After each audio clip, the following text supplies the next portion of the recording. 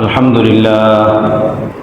لله وكفى وسلام على عباده الذين اصطفى أما بعد فأعوذ بالله من الشيطان الرجيم بسم الله الرحمن الرحيم فلما أسلما وتله للجبين وناديناه أن يا إبراهيم قد صدقت الرؤيا إنا كذلك نجزي المحسنين وقال رسول الله صلى الله تعالى عليه وسلم من وجد ساعة لأن يضحي فلم يضحي فلا يحزر مصلانا أو كما قال رسول الله صلى الله تعالى عليه وسلم صدق الله العظيم وصدق رسوله النبي الكريم ونحن على ذلك من الشاهدين والشاكرين সম্মানিত মুসলিয়ানে কেরাম, আজিমুশ শান বহুতই বরকতময়, বহুতই ফজিলতপূর্ণ একটি আমলের অপেক্ষায় আমরা আছি। তা হলো মুসলমানের দ্বীনি ফরিজা কোরবানির আহকাম আমলে আনা। আমার বন্ধুগণ, যেভাবে বিল্ডিং এবং টাওয়ার এটা নির্ভর করে পাইলিংয়ের উপরে, পিলারের উপরে। কোনো বিল্ডিং, কোনো টাওয়ারের যদি পাইলিং না থাকে, পিলার না থাকে, তো ওই বিল্ডিং, ওই টাওয়ার টিকে থাকে না, ওইটা টিকে রাখা সম্ভব না, টিকিয়ে রাখা ওইটা সম্ভব না। ঠিক আমল এবং ইবাদত বন্দিগিরও একটা পাইলিং আছে, একটা পিলার আছে, একটা খাম আছে। ইবাদত বন্দিগির এই খাম পাইলিং যার যত মজবুত হবে, তার ইবাদত বন্দিগি তত মজবুত। দুনিয়াতে আমরা বাসাবাড়ি করি, ইঞ্জিনিয়ার যত ভালো হয়, আর্কিটেক্ট যত ভালো হয়, ফাউন্ডেশন যত ভালো হয়, তত আমরা ওর উপরে নির্ভরশীলতা পাই যে না, আমি এভাবে করেছি, এই মাল আমি বেসমেন্টে দিয়েছি, পাইলিংয়ে দিয়েছি, তো এক ইতমিনান লাগে, এক শান্তি লাগে। আমার ভাই, এগুলো যেভাবে দুনিয়াবি কাজের জন্য শান্তির কারণ এবং এর দ্বারা শান্তি পাওয়া যায়, আমাদের ইমানি জিন্দিগির, আমলি জিন্দিগির, আখেরাতের জিন্দিগিরও এক পাইলিং আছে, এক বুনিয়াদ আছে। দুনিয়াতে যে কোনো কাজ করতে যাই, ওইটা ভালো থেকে ভালো করার চেষ্টা করি এবং ভালো থেকে ভালো করি। করতে পারলে ভালো লাগে, যত ভালো মতো করা যায় তত ভালো লাগে। দুনিয়া তো কয়েকদিনের জীবন, কয়েকদিনের জিন্দিগি। কয়েকদিনের জিন্দিগির জন্য এমন বাসাবাড়ি, এমন বিল্ডিং, এমন দোকানপাট, এমন মজবুতি, যেটা 1000 বছরের স্বপ্নকেও হার মানিয়ে ফেলে। কওমে আদ এরা বড় শক্তিশালী ছিল। পাহাড় কর্তন করে পাহাড়ের ভিতরে তারা বাসা বানিয়ে তারা থাকতো। তাদের অহংকার ও অহং কেমন ছিল যে আমাদেরকে কে পরাস্ত করবে, আমাদেরকে কে মারতে পারবে। কিন্তু আল্লাহ তাআলা তাদেরকে মারার জন্য শুধু বাতাস পাঠিয়েছেন। বাতাস, এমন বাতাস তাদের উপর আল্লাহ তাআলা পাঠিয়েছেন যে এক একটা খেজুর গাছের মতো লম্বা লম্বা ছিল, আর বট গাছের মতো এক একটা বড় বড় দেহ বিশিষ্ট ছিল। যেভাবে বর্তমানে দেখেন আফ্রিকা অঞ্চলের যে হাফসিরা আছে, বড় বড় উঁচু উঁচু, এটা তো এই জমানার মানুষ। ওই জমানার মানুষ আরো বড় বড় হতো। যেভাবে একজন যুবক মানুষ ছোট বাচ্চাকে উঠায় আসার দিতে পারে, পাসার দিতে পারে, বাতাস এই কওমে আদের লোকদেরকে সেভাবে আশ্রাইছে এবং পাসরাইছে। রাস্তার ভিতরে সেভাবে ফেলে রাখছে এদেরকে, তাদের বসত বাড়িতে যেভাবে মানুষ গাছ কেটে রাস্তায় ফেলে রাখে, কওমে আদের লোকদেরকে সেভাবে ফেলে রাখছে। আমার ভাই, আমি একবার কাশ্মীরে গেলাম। ওখানে আমার মেজবান বললেন, হুজুর, এই যে দরিয়ায় নীল, এই জায়গাটাতে একটা বিল্ডিং ছিল, 5 স্টার হোটেল, চায়না বানিয়েছে। এর জন্য তারা 200 বছরের গ্যারান্টি দিয়েছে। 200 বছরে যদি কিছু হয় তাহলে এটার দায়িত্ব তাদের, 5 স্টার হোটেল। আমি বললাম, কোথায়? বিল্ডিং তো নাই। তো ওনারা বলল যে কয়েকদিন আগে এখানে ভূমিকম্প হয়েছে, ভূমিকম্পতে বিল্ডিংটা এমনভাবে তছনছ হয়ে গেছে, এর ইট রড যে কোথায় গেছে সেটাও আমরা খুঁজে পাইনি। এটা কি উঠিয়ে নেওয়া হয়েছে এখান থেকে? না মাটির নিচে তো চলে গেছে, কিছুই বোঝা যাচ্ছে না, জমিন ফ্রেশ পড়ে আছে। ওই এলাকার আমার মেজবান, উনি আমাকে নিজে দাঁড়িয়ে দেখিয়েছেন ওই জায়গাটা, অথচ নতুন বানানো হয়েছে 5 স্টার হোটেল, 200 বছরের গ্যারান্টি, কিন্তু নাম ও নিশান সেখানে নাই। দুনিয়ার এই জিন্দিগি কয়েকদিনের, এর জন্য ঘর বাড়ি করি, ব্যবসা বাণিজ্য করি, দোকানদারি করি। ঘর বাড়ি ব্যবসা বাণিজ্য এমন স্বপ্ন নিয়ে, এমন এরাদা নিয়ে, 1000 বছরের স্বপ্ন। কোনো জিনিস কিনতে গেলে, বানাতে গেলে দোকানদার বলে হুজুর লাইফ গ্যারান্টি, ইঞ্জিনিয়ার বলে লাইফ গ্যারান্টি, কন্ট্রাক্টর বলে লাইফ গ্যারান্টি। লাইফ কয়দিন সেইটাই তো বোঝা যায় না। যে বাঁচবে আগামী 1 মাস, আল্লাহ আমাদের সকলকে বাঁচিয়ে রাখেন, তার লাইফ তো 1 মাস হলো না।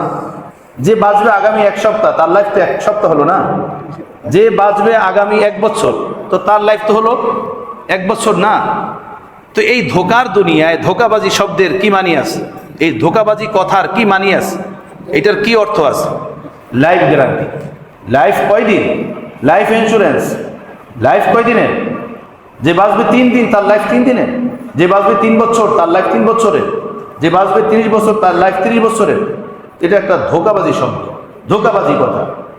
রসুল পাক সাল্লাল্লাহু আলাইহি ওয়াসাল্লাম সাহাবায়ে কেরামদেরকে জিজ্ঞেস করছেন, দুনিয়া তোমাদের কাছে কেমন মনে হয়? সাহাবায়ে কেরাম বলেন, ইয়া রাসূলুল্লাহ, এমন লাগে যে সকাল করলাম, মনে হয় সন্ধ্যা করতে পারবো না, সন্ধ্যার আগে হয়তো কবরস্থানে আমরা পৌঁছে যাব। আল্লাহ নবী বলেন, এত লম্বা, এত দীর্ঘ মনে করো? আহা, আমার মুখে শোনো দুনিয়া কেমন লাগে। আমার কাছে এমন মনে হয়, ডান দিকে সালাম ফিরালাম, হয়তো বাম দিকে আর সালাম ফিরাতে পারবো না। আল্লাহু আকবার, আল্লাহু আকবার। আমার কাছে দুনিয়াটা এমন মনে হয়। দুনিয়া ছোট্ট করে দেখতে হয়। যারা এই দুনিয়ার স্বপ্ন বিশাল করে দেখছে, এই ধোকার দুনিয়া তাদেরকে ধোকায় ফেলেছে। আমার ভাইরা, এই ধোকার দুনিয়া তাকে সেভাবে খেয়ে ফেলছে, যেভাবে কাঠকে খেয়ে ফেলে ঘোনা পোকা। পোকা যেভাবে কাঠকে খেয়ে ফেলে, দেখা যায় না, বোঝা যায় না যে কাঠ খেয়ে ফেলছে। কিন্তু কাঠের অস্তিত্ব যখন শেষ হয়ে যায়, কাঠ যখন কাঠ থাকে না, ওটা যখন খোকলা হয়ে যায়, শেষ হয়ে যায়, তখন বুঝে আসে যে হায়, কাঠ তো শেষ হয়ে গিয়েছে।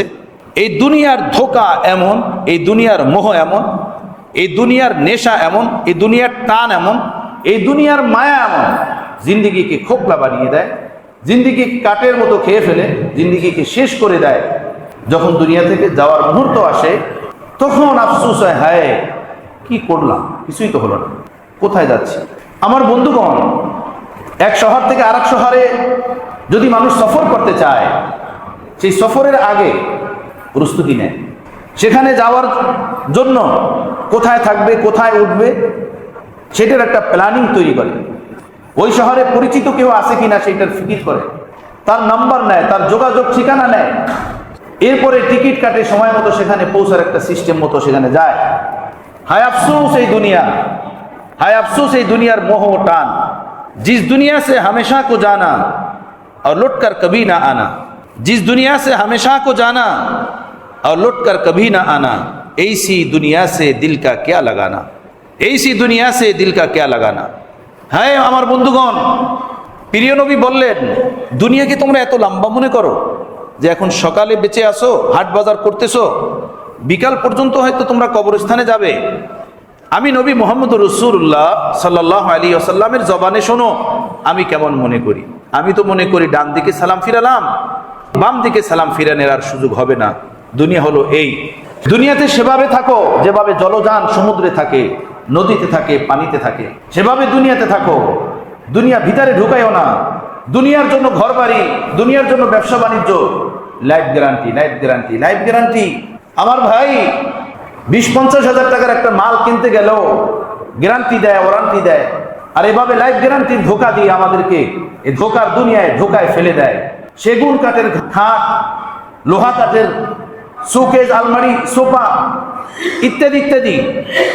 আর একটা জিনিস কিনি আর ভাবি যে এটা জাপানি, এটা জার্মানি, এটা অমুক দেশের, এটা ব্র্যান্ডের মাল, এটা ফেমাস মাল ইত্যাদি ইত্যাদি। এগুলো আমাদের ভাবনা থাকে, তাই না? প্রিয় রাসূল সাল্লাল্লাহু তাআলা আলাইহি ওয়াসাল্লাম বলেন যে এই দুনিয়ার জিনিসের জন্য তোমার এত ভাবনা, এত ফিকির এবং এত মজবুতি, ঘর বাড়ি দোকানদারি এত মজবুতির সাথে করো, তো আমলি জিন্দিগির মজবুতি কোথায়? আখিরাতের জিন্দিগির মজবুতি কোথায়? আখিরাতের জিন্দিগির কোনো মজবুতি নাই। এই নামাজের কোনো মজবুতি নাই, এই হজের কোনো পাইলিং নাই, এই কোরবানির কোনো পিলার ও খাম্বা নাই। তাই বলতেছিলাম, আমরা বাড়িঘর করি, বাড়িঘর এটা টিকে থাকে পিলারের উপরে, বেসমেন্টের উপরে, পাইলিং এর উপরে। এটা বিল্ডিং টিকে থাকার একটা মাধ্যম। আমরা যে আমল করি, আমলের জগতের একটা পাইলিং আছে, একটা পিলার আছে, এক মজবুতি আছে। সেটা যদি না থাকে তো কোনো আমল টিকবে না, কোনো আমলের ভিত্তি দাঁড়াবে না, স্তম্ভই উঠবে না, কোনো আমল কায়েম হবে না। সেটা হলো ইখলাসে নিয়ত। ইন্নামাল আমালু বিন্নিয়াত। সকল কাজ নির্ভরশীল করে নিয়তের উপরে। নিয়তের উপরে। নিয়ত কাকে বলে? নিয়ত জবানের কোনো বক্তৃতার নাম না, চোখ চাহনি ইশারার নাম না, নিয়ত কোনো বক্তৃতার নাম না। নিয়ত হলো অন্তরের গভীরে লুকায়িত ওই খেয়াল, ওই ধ্যান, ওই চিন্তা, ওই ফিকির, যে জন্য আমি কাজটা করতেছি, যে জন্য আমি এই বিষয়ের জন্য পা উঠালাম, কদম বাড়ালাম, সেটাকে নিয়ত বলে। আপনি ঘর থেকে বের হয়েছেন, যাবেন কোথায়? বাজারে। কাউকে বলেননি কথাটা। বাসায় মা আছেন, বাবা আছেন, তাকেও বলেননি। বাসায় বিবি আছে, বাল বাচ্চা আছে, তাদেরকেও বলেননি। ঘর থেকে বের হয়েছেন, বাজারে গেলেন, যে দেখি কিছু পাওয়া যায় কিনা, নিয়ে আসলেন, কিছু বলেন নাই কাউকে। কিন্তু ঘর থেকে বের হওয়ার সংকল্প হলো বাজারে যাবেন। ঘর থেকে বের হয়েছেন, বোনের বাসায় যাবেন। ঘর থেকে বের হয়েছেন, বন্ধুর সাথে মিলতে যাবেন। আপনার ওই দিলের গভীরের নিয়তটুক, এরাদাটাকে বলে নিয়ত। রাসূল পাক সাল্লাল্লাহু তাআলা আলাইহি সাল্লাম বলেন, ইন্নামাল আমালু বিন্নিয়াত। সকল কাজ নির্ভর করে নিয়তের উপরে। ওয়া ইন্নামা লিকুল্লি ইমরিইম মা নাওয়া। প্রতিটা মানুষ ওই নেকি ও আজরই পাবে যেটা তার অন্তরের সংকল্প, যেটা অন্তরে তার লুকায়িত, অন্তরে যেটা বিরাজমান, ওইটাই সে পাবে। অন্তরে যেটা খেয়াল ও ধ্যান, সেই অনুযায়ী সে নেকি পাবে, সওয়াব পাবে। ফামান কানাত হিজরাতুহু ইলাল্লাহি ওয়া রাসূলিহি ফাহিজরাতু ইলাল্লাহি ওয়া রাসূলিহি। যার নিয়ত হবে আল্লাহ আল্লাহ রাসূলকে পাওয়া, আল্লাহ আল্লাহ রাসূলের সন্তুষ্টি, সে তার কাজ ও কর্মে আল্লাহ আল্লাহ রাসূলের সন্তুষ্টি পাবে, আল্লাহ আল্লাহ রাসূলের খুশি পাবে। একজন মানুষ এই ঈদের সময় ঢাকার শহরে চাকরি করে, বাড়ি তার বিভিন্ন প্রান্তে দেশে। বাড়িতে যাওয়ার আগে প্রস্তুতি নেয়, মায়ের জন্য কিছু কিনে, বাবার জন্য কিছু কিনে, বিবি বাল বাচ্চার জন্য কিছু ক্রয় করে। আর মনে মনে ভাবে, এটা মাকে দিলে মা খুশি হবেন, এটা বাবাকে দিলেন বাবা খুশি হবেন, এটা আমার বিবিকে দিব খুশি হবে, আমার বাচ্চাদের হাতে তুলে দিব ওরা খুশি হবে।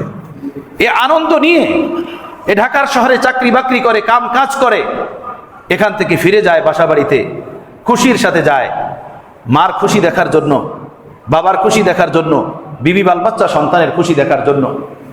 আমার ভাইয়েরা, আমাদের সেজদা আল্লাহর খুশি পাওয়ার জন্য, আমাদের হজ আল্লাহর খুশির জন্য, আমাদের কোরবানি আল্লাহর খুশির জন্য।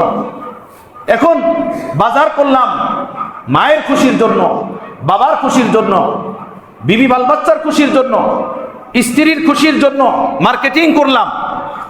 আমি কোরবানি কার জন্য করতেছি? আমার দিলে কি? আমার দিনের খেয়ালটা কি? আমার ভাবটা কি? বুজুর্গানে দিন কিতাবে লিখেছেন, হযরত ইব্রাহিম খলিলুল্লাহ কে আল্লাহ তাআলা পরীক্ষা নিয়েছেন, এমন এমন কঠিন পরীক্ষা যেটার কোনো তুলনাই জমিনে ছিল না। আগুনে ফালানের পরীক্ষা কি এক ভয়ঙ্কর পরীক্ষা। নিজের জানের থেকে এই দুনিয়াতে মানুষ কাকে বেশি ভালোবাসতে পারে? সর্বোপরি নিজের জানকে মানুষ বেশি ভালোবাসে। কওমের লোকেরা যখন শত্রুতামি করলো, ওনাকে আগুনে ফালানোর জন্য প্রস্তুতি নিল, আগুনে ফালানো হবে, আগুনের পারে হযরত ইব্রাহিম খলিলুল্লাহ দাঁড়ানো। জিবরাইল আমিন এসে বলছে, হে ইব্রাহিম খলিলুল্লাহ, এই কাফের বেঈমানেরা আল্লাহর ওয়াহদানিয়াত ও বন্দেগীর উপরে এক অটল অবিচল জিন্দেগি যাপনের কারণে আপনাকে এরা আগুনে ফেলে জ্বালিয়ে দিতে চায়। আমি আপনার সাহায্যের জন্য এখানে উপস্থিত হয়েছি। আপনি যদি বলেন আমি আপনাকে এখান থেকে বাঁচিয়ে নিব, উঠিয়ে নিব, হেফাজত করব। ইব্রাহিম খলিলুল্লাহ নির্বিঘ্নে বললেন, জিবরাইল, তোমাকে আল্লাহ পাঠিয়েছেন না তুমি নিজে এসেছো? হযরত ইব্রাহিম খলিলুল্লাহর এই কথা শুনে জিবরাইল আমিন বললেন, আমি নিজে এসেছি। যেহেতু আমি আপনার কাছে ওহী নিয়ে আসি, নবীদের কাছে ওহী নিয়ে আসি, আমি নিজে এসেছি। হযরত ইব্রাহিম খলিলুল্লাহ বললেন, ইন্না সালাতি ওয়া নুসুকি ওয়া মাহইয়ায়া ওয়া মামাতি লিল্লাহি রাব্বিল আলামিন। আমার নামাজ, আমার রোজা, আমার হজ, আমার কোরবানি, আমার হায়াত ও মওত, আমার এই জিন্দেগি এবং আগুনে জ্বলে মরা সব কিছু লিল্লাহি রাব্বিল আলামিন, এক আল্লাহর জন্য। আল্লাহর জন্যই হায়াত, আল্লাহর জন্যই মওত, আল্লাহর জন্য সবকিছু। সাহায্য যদি আপনার হয়, কোনো জরুরত নাই, আপনি আপনার সাহায্য নিয়ে ফিরে যান। যে মাওলার জন্য জ্বলতে চাইতেছি, যে মাওলার জন্য জিন্দেগি, সে মাওলাই আমাকে বাঁচাবেন। সুবহানাল্লাহ। আমার ভাইরা, একই মামুলি বিষয় ছিল না, এটা এমন কোনো ছোট বিষয় ছিল না যে ছোট নজরে দেখা। আল্লাহু আকবার। এরপরে ৮৬ বছর বয়সে যখন আল্লাহ তাআলা একমাত্র ছেলে, একমাত্র সন্তান ইসমাইলকে দিলেন, বয়স তার ৯ বছর কিংবা ১২ বছর, বাবার সাথে বাজারে যায়, দোকানে যায়, কাজ করে, কাঠকুড়াতে বাগানে যায়, ইত্যাদি ইত্যাদি। অর্থাৎ বৃদ্ধ বাবার সকল কাজে হেল্প করে, সাহায্য করে। এই মুহূর্তে এমন সন্তানকে জব দেওয়ার হুকুম দেওয়া, আর সেই হুকুমে শতভাগ কামিয়াব হওয়া, এটা কোনো সাধারণ বিষয় বলেন? এটা কোনো সাধারণ বিষয় ছিল? আমরা ফজরের নামাজে মসজিদে আসতে পারি না, আমরা সুদ ছাড়তে পারি না, আমরা হারাম ইন্টারেস্ট ছাড়তে পারি না, আমরা মুখে এক মুঠি দাড়ি রাখতে পারি না, আমরা ঘর থেকে টিভি বের করতে পারি না, আমরা ঘরের পরিবেশে পর্দা আনতে পারি না। আমাদের পুরাটা জীবন খোদা দুর্হিতায় ডুবা, খোদার নাফরমানিতে ডুবা। আমার ভাইয়েরা, আপনি আমি আল্লাহর জন্য আল্লাহর দিকে দিল মোতাওয়াজ্জা করে, একটু অন্তরের উপরে হাত রেখে, চক্ষুটা বন্ধ করে একটু ফিকির করে দেখি তো, আজকে পশুর জায়গাতে যদি আমাকে আপনাকে বলা হতো, তোমরা যত মানুষ আজকে পশু ক্রয় করেছো পশু জব দেওয়ার জন্য, বকরি উট ক্রয় করেছো, গরু ক্রয় করেছো, এগুলো জব দিবে তোমরা, এই স্থানে যদি আমার আপনার হুকুম থাকতো এমন যে নিজ নিজ সন্তানকে জব দিবে, তো বলুন তো, ইমানদারির সাথে ফয়সালা নিন। আমার আপনার ইমান, আমার আপনার ইমানের অবস্থা লেভেল এই রকমের যে এই অগ্নি পরীক্ষায় আমরা সফলতা পেতাম। এই ছেলেকে জব করার পরীক্ষায়, সন্তানকে জব করার পরীক্ষায় আমরা কামিয়াবি হতাম, এমন বিশ্বাস কি কারো হয়?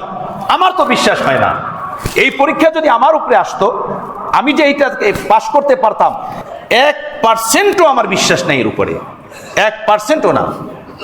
ইব্রাহিম খলিলুল্লাহকে বলা হলো নিজের সন্তানকে জব করো, তাও স্বপ্নের মাধ্যমে, ডাইরেক্ট হুকুম না, জব করো। ইন্না সালাতি ওয়া নুসুকি ওয়া মাহইয়ায়া ওয়া মামাতি লিল্লাহি রাব্বিল আলামিন। পয়গম্বরগণ এই সবক দিয়েছেন আমাদেরকে। পয়গম্বররা আমাদের দ্বীনি মুরব্বী, দ্বীনি রাহবার। জাতির পিতা হযরত ইব্রাহিম খলিলুল্লাহ, মুসলিম জাতির পিতা, সারা জাহানের মুসলিম জাতির পিতা হলো হযরত ইব্রাহিম খলিলুল্লাহ। সবক দিয়েছেন, দেখো মাওলাকে কিভাবে রাজি করতে হয়, মাওলাকে কিভাবে খুশি করতে হয়। আমার ভাইয়েরা, মুফাসসিরিনে কেরাম কিতাবের ভিতরে লিখেছেন, ফালাম্মা আসলামা ওয়া তাল্লাহু লিল জাবিন, আল্লাহ তাআলা বলেন আমার ইব্রাহিম নিজের সন্তানকে জব করার জন্য যখন ঝুঁকলেন, আর আমার ইসমাইল বাবার হাতের ছুরি নিজের গলায় নেওয়ার জন্য যখন নিজের গলাটা সামনে পেশ করে দিলেন, কি অবস্থা, কি দৃশ্য, কি ফিকির! আল্লাহ আল্লাহ আল্লাহ আল্লাহ, কি কাইফিয়াত, কি অবস্থা ছিল সেই মুহূর্তটা। বুজুর্গান ওলামায়ে কেরাম কিতাবের ভিতরে লিখেছেন, এই জমিনে দুইটা ঘটনা এমন ঘটছে যে ৭ আসমানের ফেরেশতারা ৭ আসমানকে কেঁদে ডুবিয়ে দিয়েছে, তারা চোখের পানিতে তারা ভাসাইয়া দিয়েছে কেঁদে কেঁদে।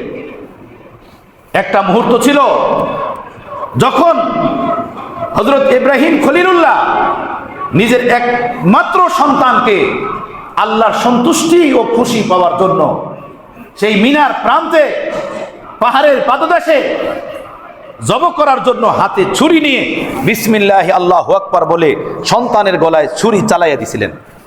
যখন জোর লাগাইলেন, হাকিমুল উম্মাত মুজাদ্দিদে মিল্লাত হযরত মাওলানা শাহ আশরাফ আলী থানভী নওয়ারাল্লাহু মারকাদাহু বলেন, হযরত ইব্রাহিম খলিলুল্লাহ বনাজর দিল বললেন, হে ছুরি তোর কি হলো, তুই কাটিস না কেন? আমি তো জোর দিতেছি, ইসবাহ, কার তুই? ছুরি ইব্রাহিমকে ডেকে ডেকে বলল, ইব্রাহিম তুমি তো আমাকে হুকুম দিতেছো ইসবাহ, আর আমার আল্লাহ আমাকে হুকুম দিতেছেন লা তাসবাহ, কাটিস না, কাটিস না। আমার আল্লাহর হুকুম হলো জব করিস না, কাটিস না। আপনি আপনার কাজ করেন, আমাকে আমার কাজ করতে দেন। হ্যাঁ, এই মুহূর্তটা ছিল যখন বাপ তার সন্তানকে জব করার জন্য আর সন্তান বাবার হাতের ছুরি নেওয়ার জন্য প্রস্তুতি নিলেন আর জবর জন্য মাথা নোয়া দিলেন। এই স্মৃতি, এই দৃশ্য দেখে সাত আকাশের ফেরেশতারা কাঁদছে। হে আল্লাহ, আমরা আপনার কাছে আবেদন করেছিলাম মানুষ সৃষ্টি করিয়েন না, তারা আপনার ইবাদতের জন্য যথেষ্ট না, আমরাই আপনার বন্দিগির জন্য যথেষ্ট। আমাদের চিন্তা চেতনা ভুল ছিল। আজকে দেখলাম সেই মানুষ আপনাকে খুশি করার জন্য নিজের সন্তানের গলায় ছুরি উঠাইতেছে, আপনার সন্তুষ্টির জন্য নিজের সন্তানকে কোরবান করতেছে, জব করতেছে। সাত আকাশের ফেরেশতারা কেঁদেছে, সাত আসমানকে হেলে দিছে তারা কাঁদতে কাঁদতে। আমার ভাইয়েরা, পয়গম্বরগণ আল্লাহ সন্তুষ্টির জন্য নিজের সন্তানকে জব করার জন্য প্রস্তুতি নিছেন। আল্লাহ পাক কোরআনে পাকের ভিতরে বলেন, ওয়াফাদাইনাহু বিযিবহিন আযীম। হযরত ইব্রাহিম খলিলুল্লাহ যখন ছুরি উঠাইয়া দিলেন নিজের সন্তানের গলায়, জিবরাইল আমিনকে পাঠাইছেন, জিবরাইল যাও, জলদি জলদি যাও, থামাও, ইব্রাহিমকে থামাও। তো মুফাসসিরিনে কিরাম লিখেছেন, এ আল্লাহু আকবার, আল্লাহু আকবার, লা ইলাহা ইল্লাল্লাহু আল্লাহু আকবার, আল্লাহু আকবার লিল্লাহিল হামদ। এই যে তাকবীরে তাশরিক আমরা বলি, এটা জিবরাইল আমিন আকাশ থেকে আস্তে আস্তে আওয়াজ দিতে দিতে আসতেছিলেন জমিনে, জোরে জোরে। কেন জোরে জোরে বলতেছিলেন? এই জন্য যে হযরত জিবরাইল আমিন দেখলেন যে ইব্রাহিম খলিলুল্লাহ তো তার ছেলে ইসমাইলের গলায় ছুরি উঠাইয়া দিয়েছে, কেটে না ফেলে, জব করে না ফেলে। উপর থেকে আওয়াজ দিছে, আল্লাহু আকবার, আল্লাহু আকবার, লা ইলাহা ইল্লাল্লাহু আল্লাহু আকবার, আল্লাহু আকবার লিল্লাহিল হামদ। আল্লাহ তাআলা বলেন, পরীক্ষা শেষ। একটা পরীক্ষা ছিল, ওয়াইদ ইবতালা ইব্রাহিমা রাব্বুহু বিকালিমাতিন ফাআতাম্মাহুন্না। আমি ইব্রাহিমকে পরীক্ষা নিচ্ছি যে ইব্রাহিমের দিলে আমার মায়া বেশি নাকি সন্তানের মায়া বেশি, আমার হুকুমের টান বেশি নাকি সন্তানের মহব্বত ও ভালোবাসার টান বেশি। আমি এটা দেখতে চাই। আল্লাহ এটা দেখতে চেয়েছেন। হযরত ইব্রাহিম খলিলুল্লাহ পরীক্ষায় শতভাগ উত্তীর্ণ হলেন। আল্লাহ তাআলা বলেন, ওয়াফাদাইনাহু বিযিবহিন আযীম। ইব্রাহিম, পরীক্ষা যেটা নেওয়ার সেটা নিলাম, আর আপনি যে আমার সন্তুষ্টির জন্য নিজের সন্তানের গলায় ছুরি উঠাইলেন, জব করলেন, আমি ইসমাইলের জবিহাকে, ইসমাইলের এই কোরবানিকে ফেদিয়া স্বরূপ কিয়ামত পর্যন্ত সারা জাহানের মুসলমানের জন্য নিদর্শন বানিয়ে দিলাম। সারা জাহানের মানুষ এই কোরবানি করবে, তারা তাদের পশুকে এই স্মৃতিকে স্মরণ রেখে যে এই পশু কোরবানির এই সিলসিলা হযরত ইব্রাহিম খলিলুল্লাহ নিজের সন্তানকে জব করা থেকে শুরু হয়ে আসছে। ইব্রাহিম খলিলুল্লাহ আল্লাহকে খুশি করার জন্য নিজের সন্তানের গলায় ছুরি দিয়েছেন।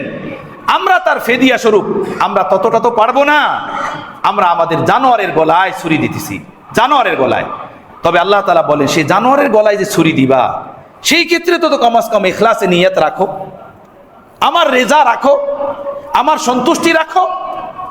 লা ইয়ানালাল্লাহু লুহুমুহা ওয়ালা দিমাউহা ওয়ালাকিন ইয়ানালুহুত তাকওয়া মিনকুম। তোমাদের গোশত আমার কাছে আসে না, তোমাদের রক্ত আমার কাছে আসে না, এর চামড়া আমার কাছে আসে না, আসে তোমার অন্তরের খেয়ালটুকু, ধ্যানটুকু, তোমার অন্তরের ফিকিরটুকু, তুমি কি জন্য কোরবানি করতেছো।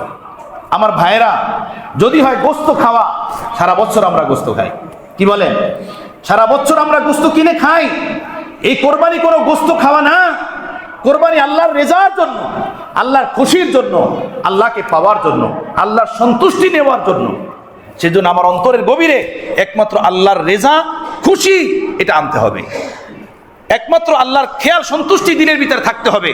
এই যে আমি বললাম, একজন মানুষ শহরে চাকরি করে, সে বাসা বাড়িতে যায়, মার্কেট করে যাওয়ার আগে তার দিলের খেয়াল হলো বাবা খুশি হবেন, মা খুশি হবেন, বাচ্চারা খুশি হবে, বিবিকে এই জিনিসটা দিব, বিবি খুশি হবে।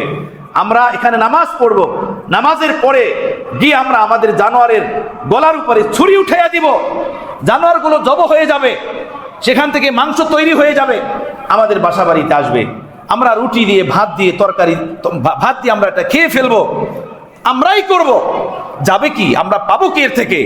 এর থেকে আমরা নিব কি? যদি এখানে আল্লাহর সন্তুষ্টি না থাকে, আল্লাহর খুশি না থাকে, তো বাজার থেকে মুরগি ক্রয় করে, গোশত ক্রয় করে যেভাবে আমরা খেলাম তাই আমরা খেলাম।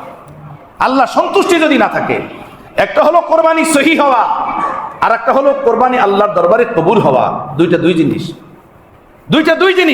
কোরবানি সহি হওয়ার জন্য টাকা হালাল হওয়া জরুরি। একটা টাকাও তার ভিতরে সন্দেহযুক্ত হারাম থাকতে পারবে না। যদি কোরবানি একক হয় তো কোনো কথা নাই। কোরবানির ভিতরে যদি শরিক থাকে, শরিকের প্রত্যেকটা শরিকের এই নিয়ত থাকতে হবে, আমি শুধু আল্লাহর খুশির জন্য কোরবানি করতেছি, আল্লাহর রেজার জন্য কোরবানি করতেছি। আমার উপরে ফরজ কি ওয়াজিব সেটা পরের বিষয়, আমি আল্লাহর খুশি দেখতেছি, আল্লাহর খুশির জন্য। মানুষ কি বলবে, আত্মীয় স্বজন কি বলবে, পাড়া প্রতিবেশী কি বলবে, মেয়ে বিয়ে দিছি জামা তারা আসবে, তারা কি বলবে, আমার তালই বেআইন তারা কি বলবে, এই যে বিভিন্ন জিনিস ভিতরে কাজ করতে থাকে, কথা বুঝতেছেন? এগুলো সব গায়রুল্লাহ। গায়ের হে, গায়ের কুছ ভি নেহি, আল্লাহ आप है, आप सब कुछ है। গায়রুল্লাহর জন্য যেটা হবে সেটা গায়রুল্লাহর জন্য, সেটা গায়রুল্লাহর জন্য, সেটা আল্লাহর জন্য না। সেখানে যদি আমি আর আপনি নিজের জানও দিয়ে দিই, সেটা আল্লাহর জন্য না। এজন্য ভাইয়েরা, এতক্ষণ পর্যন্ত যদি আমাদের অন্তরে কোনো ভেজাল নিয়াত থাকে, আমরা খালেজ দিলে তওবা করে নেই, এখনো তওবা করি, আল্লাহ তওবা। আমরা যে ভেজাল নিয়াত ছিল আমাদের ভিতরে, তওবা করতেছি এর থেকে। এখনই এই মুহূর্তে আমরা আমাদের নিয়াতকে খালেজ করে নিতেছি, আমরা একমাত্র আপনার সন্তুষ্টির জন্য কোরবানি দিব মাওলা।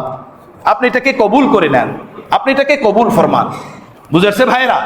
এক নম্বর, একটা হলো কোরবানি সহি হওয়ার জন্য, কোরবানি সহি হওয়ার জন্য জরুরি। আর একটা হলো কোরবানি আল্লাহর পাকে কবুল, আল্লাহ পাকের দরবারে কবুল হওয়ার জন্য জরুরি। কোরবানি সহি হওয়ার জন্য জরুরি হলো যে কথাটা বললাম, যে কোরবানির টাকা হালাল হওয়া, শরিকদার হলে সকলের টাকা, সকল শরিকের একমাত্র আল্লাহর সন্তুষ্টি থাকা। এটা হলো দুনিয়াবি দিক থেকে। আর আখিরাতের দিক থেকে কোরবানি শুধু আল্লাহর জন্য হওয়া, এছাড়া বিকল্প কোনো ফিকির কোরবানির ভিতরে না থাকা। আল্লাহ আমাদেরকে তৌফিক দান করেন। কোরবানির জানোয়ারের গোশত আমাদের ঢাকা সহ বহু মানুষের ভিতরে প্রচলন আছে। কোরবানির গরু বানাতে আসে, পশু বানাতে আসে, এর থেকে একটা অংশ দিয়ে দেওয়া হয়। মনে রাখবেন, এটা সম্পূর্ণ নাজায়েজ এবং হারাম কাজ, গুনাহের কাজ। কোরবানির গোশত বিনিময় স্বরূপ কাউকে দেওয়া যাবে না। কসাই গোশত বানাবে, তাকে পূর্ণাঙ্গ মূল্য দিতে হবে। মূল্য দেওয়ার পরে যদি তাকে খাবার জন্য আপনি অতিরিক্ত দিলেন। কিন্তু অনেক সময় এমন হয়, কোরবানি দেয় আপনজন ভাই ব্রাদার, তাদেরকে ডাকা হয়, কথা বুঝতেছেন? কসাই ডাকা হয় না। আর তারা যেহেতু বানালো, এজন্য তাদেরকে গোশত দিয়ে দেওয়া হয়, 5 কেজি 2 কেজি, এভাবে যেটা মনে হয় দিয়ে দেওয়া হয়। কোরবানির গোশত থেকে মূল্য দিলে কোরবানি হবে না। কোরবানির গোশত থেকে বানানো শরীফ কোনো মূল্য দেওয়া যাবে না। মনে রাখবেন, এটা ব্যাপকভাবে আমাদের দেশে এটা প্রচলন আছে। আপনজন ভাই ব্রাদারকে ডাকা হয়, গোশত বানায়, এরপরে তাদেরকে গোশত দিয়ে দেওয়া হয়। এটা জায়েজ নাই। এভাবে কোরবানি দিলে কোরবানি হবে না। ওলামায়ে কেরামদের থেকে জেনে নেওয়া উচিত মাসলা মাসায়েল। আর একটা হলো কোরবানির পশু জবাই করার সময় কোরবানির মালিক সেখানে উপস্থিত থাকা, এটা ভালো মুস্তাহাব আমল। কোরবানির মালিক সেখানে উপস্থিত থাকবে, বিসমিল্লাহ আল্লাহু আকবার সজোরে বলবে। কসাইর এভাবে কোরবানি দিয়ে দেয়, কোরবানির পশুকে কন্ট্রোল করার জন্য অনেক বাহানা করে, জব দিয়ে দেয়, বিসমিল্লাহ আল্লাহু আকবার বলতে ভুলে যায়, বিসমিল্লাহ আল্লাহু আকবার বলে না। বিসমিল্লাহ আল্লাহু আকবার বলা ছাড়া পশু জব দিলে পশু হালালি হবে না। এজন্য বিসমিল্লাহ আল্লাহু আকবার বলতে হবে, এটা জরুরি। এরপরে আরো সুন্নাত হলো এই জবেহের আগে এই দোয়া পড়া, ইন্নী ওয়াজহাতু ওয়াজহিয়া লিল্লাযী ফাতারাস সামাওয়াতি ওয়াল আরদা হানিফা ওয়া মা আনা মিনাল মুশরিকিন ইন্না সালাতি ওয়া নুসুকি ওয়া মাহইয়ায়া ওয়া মামাতি লিল্লাহি রাব্বিল আলামিন। এটা পশু জব করার আগে পড়া, এটা সুন্নাত। এবং পশু জব হয়ে যাওয়ার পরে সকলে মিলে এই দোয়া পড়া, আল্লাহুম্মা তাকাব্বালহু মিন্নি কামা তাকাব্বালতা মিন হাবিবিকা মুহাম্মাদিন ওয়া খলিলিকা ইব্রাহিম আলাইহিস সালাতু ওয়াস সালাম। এটা পড়া, এটা সুন্নাত আমল। এবং কসাইরা এই করে যে কোরবানির পশু জব করার পরে ওর গলার ভিতরে পার মারে, পার। এটা একটা মাকরু তরিকা, একদম না জায়েজ। ওর 2 দিকে রগ আছে, 2 পাশে 2 রগ, মাঝখানে 2 রগ।